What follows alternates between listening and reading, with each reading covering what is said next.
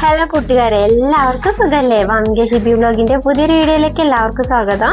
ഇന്ന് നമ്മൾ റെസ്റ്റോറൻറ്റിലൊക്കെ കിട്ടുന്ന ഗ്രീൻ പീസ് മസാല അല്ലേ, അതെല്ലാവർക്കും ഭയങ്കര ഇഷ്ടമാണ്. നമുക്ക് വീട്ടിൽ റെഡിയാക്കി എടുക്കാം. ഇന്നത്തെ നമ്മുടെ വീഡിയോ എന്ന് പറയുന്നത് ഗ്രീൻ പീസ് മസാല റെഡിയാക്കി എടുക്കുന്നതാട്ടോ. അപ്പൊ എല്ലാവരും വീഡിയോ മുഴുവനായി കണ്ട് ഇഷ്ടപ്പെടുകയാണെങ്കിൽ ഒന്ന് ചാനൽ സബ്സ്ക്രൈബ് ചെയ്യാനും ഷെയർ ലൈക്കും കമന്റ് ചെയ്യാനും ആരും മറക്കരുത്. അപ്പൊ നമുക്ക് വീഡിയോയിലേക്ക് പോവാം.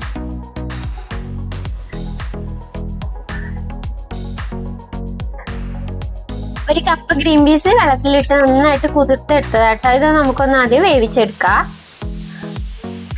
അതിനായിട്ട് ഗ്രീൻ പീസ് കുക്കറിലേക്ക് ചേർത്ത് കൊടുക്കാം. ഗ്രീൻ പീസ് വേവാനായിട്ടുള്ള വെള്ളം ഉപ്പും കൂടെ ചേർത്തിട്ട് വേവിച്ചെടുക്കാം. ഒരുപാട് വേവിക്കരുത്, ഒരു 2 വിസിൽ അടിച്ചാൽ മതിയാവും കേട്ടോ. ഭയങ്കരമായിട്ട് വേവിച്ചെടുക്കരുത്.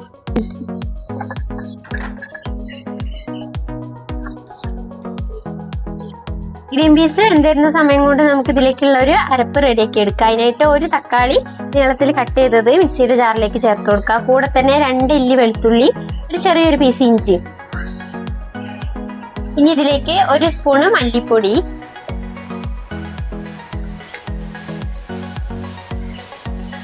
1.5 സ്പൂണ് കാശ്മീരി മുളക് പൊടി,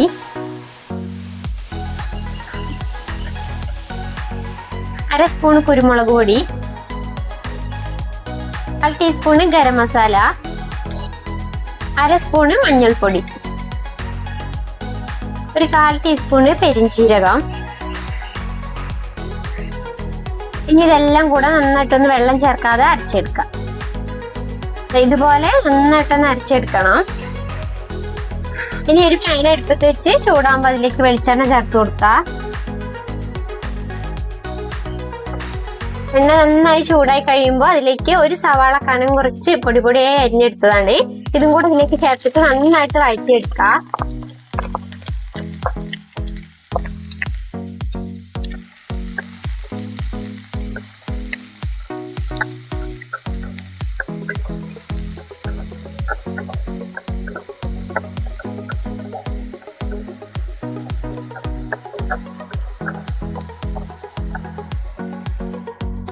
സവാള ഒന്ന് വഴറ്റിയിട്ടാനായിട്ട് കുറച്ച് ഉപ്പ് ചേർത്ത് കൊടുക്കുക. ഗ്രീൻ പീസിൽ ഉപ്പ് ചേർത്തിട്ടുണ്ട്, അതിനനുസരിച്ചിട്ട് വേണ്ട നമ്മൾ ഇതിലേക്ക് ചേർത്ത് കൊടുക്കാനായിട്ട്.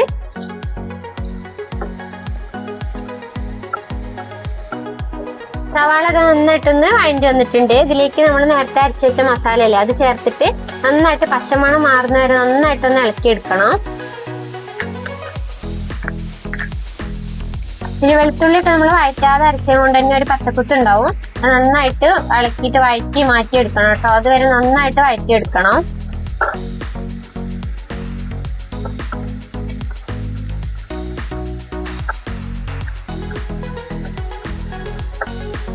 മസാല നന്നായിട്ടൊന്ന് മൂത്ത് വന്നിട്ടുണ്ട്. എണ്ണയൊക്കെ നന്നായിട്ട് തെളിഞ്ഞു വന്നിട്ടുണ്ട് കേട്ടോ. അപ്പൊ ഇതിലേക്ക് ആ ജാറ് കഴുകിയ വെള്ളം കൂടെ ഒന്ന് ചേർത്തിട്ട് ഒന്ന് നന്നായിട്ട് തിളപ്പിച്ചെടുക്കാം.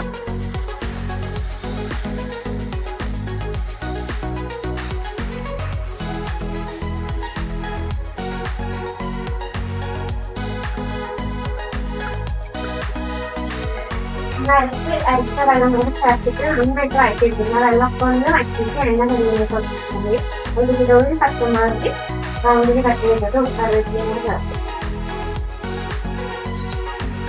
പച്ചമുളക് വഴറ്റിയെടുക്കേണ്ട ആവശ്യമില്ല. ഇനി ഇതിലേക്ക് വേവിച്ച് വെച്ച ഗ്രീൻ പീസ് ചേർത്ത് കൊടുക്കാം. ഗ്രീൻ പീസ് ചേർത്ത് നന്നായിട്ടൊന്ന് ഇളക്കാം. ഈ മസാല ഗ്രീൻ പീസിന്റെ എല്ലാ വശത്താവുന്ന പോലെ നന്നായിട്ടൊന്ന് ഇളക്കിയെടുക്കാം.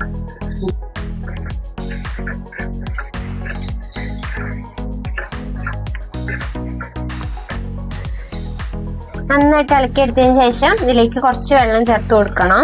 ഒരുപാട് വെള്ളം വേണ്ടിട്ട്, അത് കറിയായിട്ടല്ല ഒരു മസാല പോലെയിട്ട് റെഡിയാക്കി എടുക്കുന്നത്. നമുക്ക് റെസ്റ്റോറൻറ്റിലൊക്കെ അങ്ങനെയല്ലേ കിട്ടാറ്, അതുപോലെയാണ് റെഡിയാക്കി എടുക്കുന്നത്. അപ്പൊ കുറച്ച് വെള്ളം ചേർത്തിട്ട് അടച്ചു വെച്ചിട്ട് കുറച്ച് സമയം കൂടെ വേവിച്ചെടുക്കാം.